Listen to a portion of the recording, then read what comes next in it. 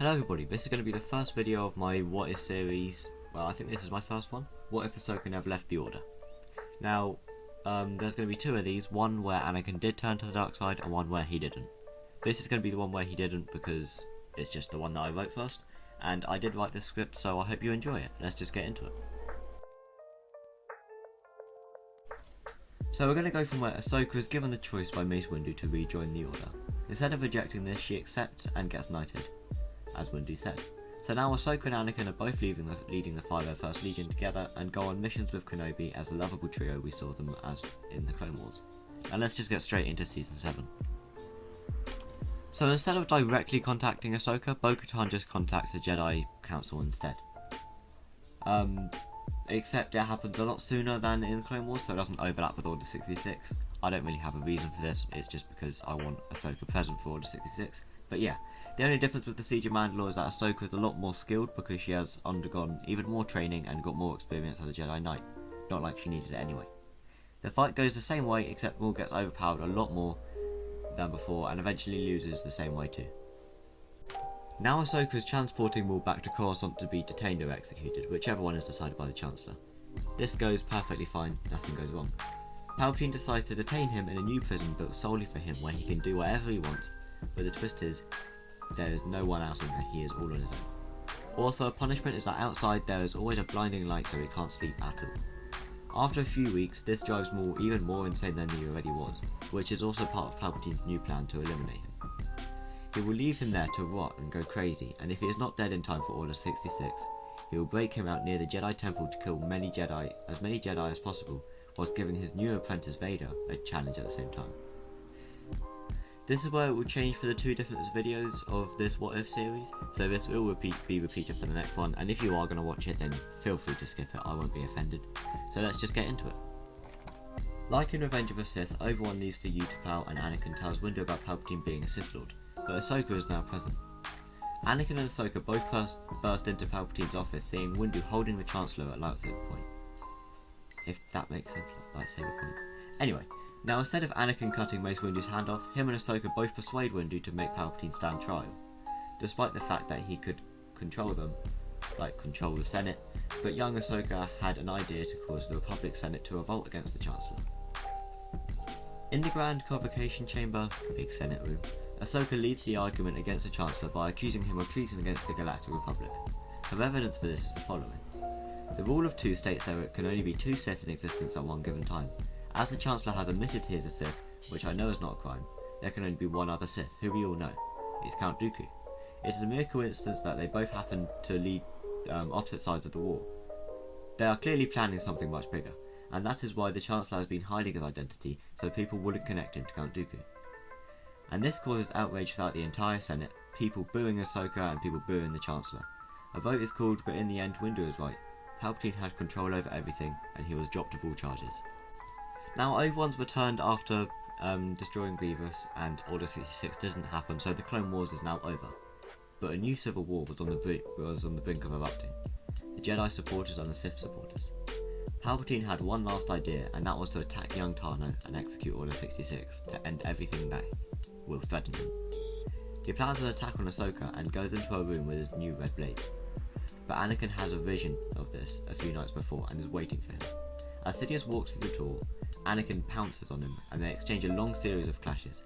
With every hit, Anakin builds up in anger, and eventually releases his full anger on his old friend and cuts off his hands, leaving him defenseless and vulnerable.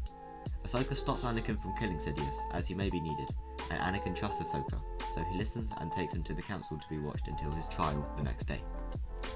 Jedi Master Adi Gallia escorts Palpatine to be presented to the Senate along with 6 Coruscant guards.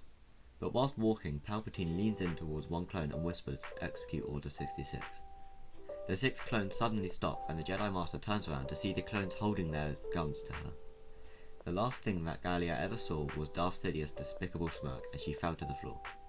He picks up the deceased Jedi lightsaber with his new gold cybernetic hand, then orders the clones to tell all other clones to execute Order 66, but he will stand trial in the meantime for an alibi.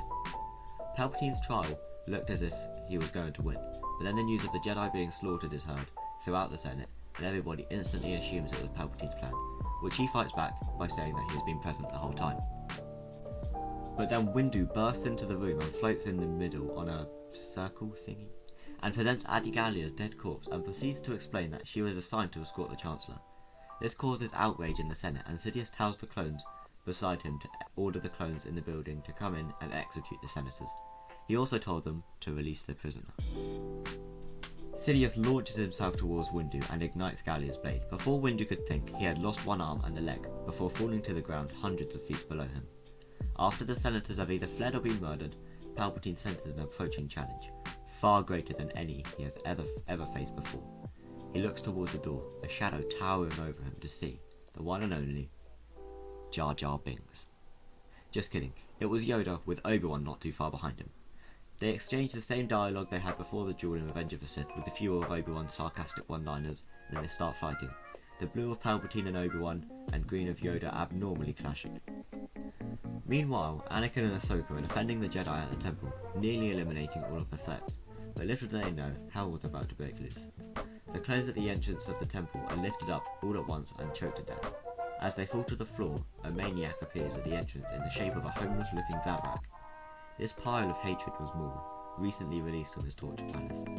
He locks eyes with Ahsoka and screams, You caused all of this. Your ignorance led us here. I suffered for months, but now you will suffer like I did.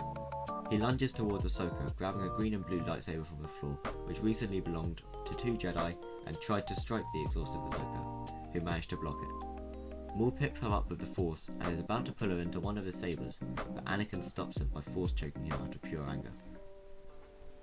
They have an extremely fast-paced duel, where eventually Maul knocks Anakin to the ground and says, "You're destined for destruction, Skywalker. I've seen it, and for that you must die." Maul raises one blade to strike down Anakin, with Ahsoka watching in horror, too weak to defend her friend. There's nobody left to save him. Back in the Senate room, Yoda is overpowering Palpatine with his immense speed, whilst Obi-Wan fights off the clones that are scattered around the room. Palpatine would be useless at long range, as his hands wouldn't be able to project the force power strong enough to beat the Jedi Grandmaster. He knows that he will lose, so he shouts for help from anybody. Clones burst into the room, which Obi-Wan rushes into and strikes them all down. Yoda continues to overpower the Dark Lord and cut his lightsaber from his hand. Instead of letting him stand trial, Yoda says, "Never return, the Sith will." Terrible impression, I know. And he impaled his blade through the head of Darth Sidious, then pulled his lightsaber down, slicing the Sith into 2 pieces. It was done. The hiding senator stood up and clapped for the tiny, furious Jedi, as he clambers down to his old apprentice, who had minutes left of his life on the floor. This audio clip's going to be a little long, so I'm sorry if I stutter a lot. In the Jedi Temple, Maul swings his saber down, and the seconds before colliding with Anakin's face, Plo Koon runs in and uses Force Judgment on the insane creature, saving Anakin's life. Side note, none of the Jedi like Plo Koon, Ki-Adi-Mundi, Aayla Secura are off-world because the Clone Wars officially ended when Obi-Wan returned from Utapau. A voice came from behind Plo saying, "Stand down, Skywalker, we'll take care of this." Kit Fisto appears and ignites his emerald blade as Plo Koon ignites his blue one seconds after. They mentally plan out an attack strategy, and Plo jumped over Maul and attacked while Fisto attacked from the front, exchanging in an astonishing duel with all remaining Jedi watching in awe as the blades clash with an occasional burst of yellow spark from Plo's hand. After a long and exhausting fight between the 3 admirable wielders, Maul falls to the floor and is exhausted, breathing heavily. You will all pay, every one of you. Plo and Fisto hold their sabers in front of Maul's face, but Maul is reluctant to being captured again. "I will no longer be your prisoner, not now, not ever." Maul uses the Force to pull a blue blade towards him, and instead of impaling a Jedi, he ignites it through his own chest, and he says his last words, "Freedom." Despite many Jedi being killed by the clones when they went on Coruscant, the majority of the Jedi Order survived the catastrophe. For the next few years, Jedi were dispatched to search for missing Jedi or wipe out surviving clone squadrons. After most of the clones were wiped out, the Jedi Council made the decision to leave the Republic and build up their order, which was solely dedicated to the Force and not politics. This does not mean that they didn't fight for what was right, as they still had communications with the Republic. But as Mace Windu said, Jedi are keepers of the peace, not soldiers. Speaking of Windu, he managed to hold on to his life with the Force for long enough to get medical treatment and prosthetic limbs to replace what Sidious took. The Jedi moved to Lothal and used the temple as their own. The Jedi are now their own kind, one with the Force, until the day the darkness returns.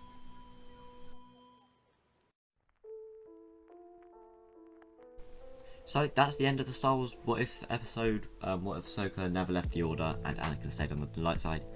Turn on post notifications if you want to see Anakin turn to the dark side whilst Ahsoka is still a Jedi.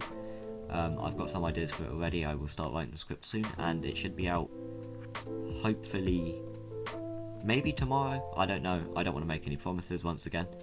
But yeah, like I said, turn on post notifications, subscribe, leave a like on the video, and comment what you think. If you have any suggestions for any other What If videos, then leave them in the comments as well, because we're open to any suggestions. I also just want to say I'm not going to be doing the Bad Batch breakdowns anymore, because I enjoy making them. You can probably tell from me not uploading them on time, but I'm passing them over to Aiden. But we're thinking of doing the last 3 episodes in a stream, because I'm unorganised and I didn't end up doing them. So we're going to do them in a stream, most likely. So then, you know, you can just watch the stream and do it, so it doesn't take as long to edit and things like that. Anyway, I'm blabbering. I hope you enjoyed, once again. May the Force be with you.